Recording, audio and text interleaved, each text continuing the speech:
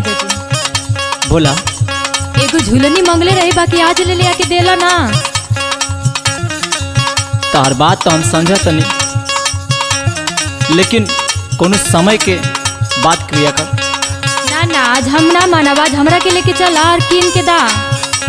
अपने मने के कर दे आज। हाँ हाँ हमरा के आज चाहिए तो चाहिए। सुनी बोल बोल। राजा हो झूलनिया बजरिए से लाएदा, राजा हो झूलनिया बजरिए से लाएदा, राजा हो झूलनिया बजरिए से लाएदा, बजरिए से लाएदा, बजरिए से लाएदा, राजा हो झूलनिया बजरिए से लाएदा।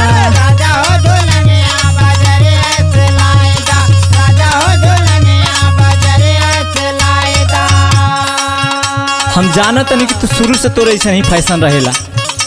का फैशन रहेला जी? लेकिन हम तो से कम नहीं खे। सुन सुनाई सुनाई। रूसा जानी धानी हो झूलनिया गढ़ाई दे, रूसा जानी धानी हो झूलनिया गढ़ाई दे, रूसा जानी धानी हो झूलनिया गढ़ाई दे। सुनत है? हाँ सुनो तनी। आरोग के पानी धानी तो के पियाई दे, रूसा जानी धानी हो झूलनिया गढ़ाई दे। रूसा जानी धानी हो झूलनिया गढ़ाई दे, रूसा जानी धानी हो झूलनिया गढ़ाई दे।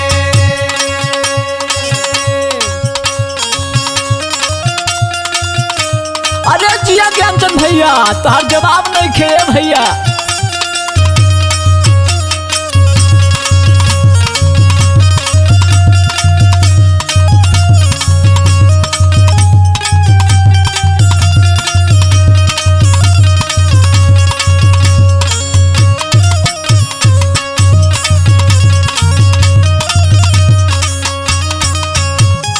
ए राजा जी इतना तो खतरनाक बोले लेना। सुनी ना और ही काका चाहिए। सुनाओ। पटना से पायल लाई है जौनापुर से चोली, जौनापुर से चोली हो, जौनापुर से चोली, जौनापुर से चोली हो, जौनापुर से चोली। हाँ हाँ काहे ना, अब वही तो काम बना, इतना तो फरमाइश करे लगली। सुन। मारा जानी रानी हो कर जावा पे गोली, करे जवाब गोली, करे जवाब गोली, करे जवाब गोली, करे जवाब गोली। पटना से पायल लाई है जौनापुर से चोली, मारा जानी रानी हो कर जावा पे गोली। ए राजा जी सुनी ना। बोल बोल। चल के बाजारिया से शॉपिंग कराएदा, चल के बाजारिया से शॉपिंग कराएदा, राजा हो झूलनिया बाजारिए से लाएदा। राजा हो झूलनिया बजरिए से लाएदा, राजा हो झूलनिया एक बार फिर से शॉपिंग वाला। से लाएदा।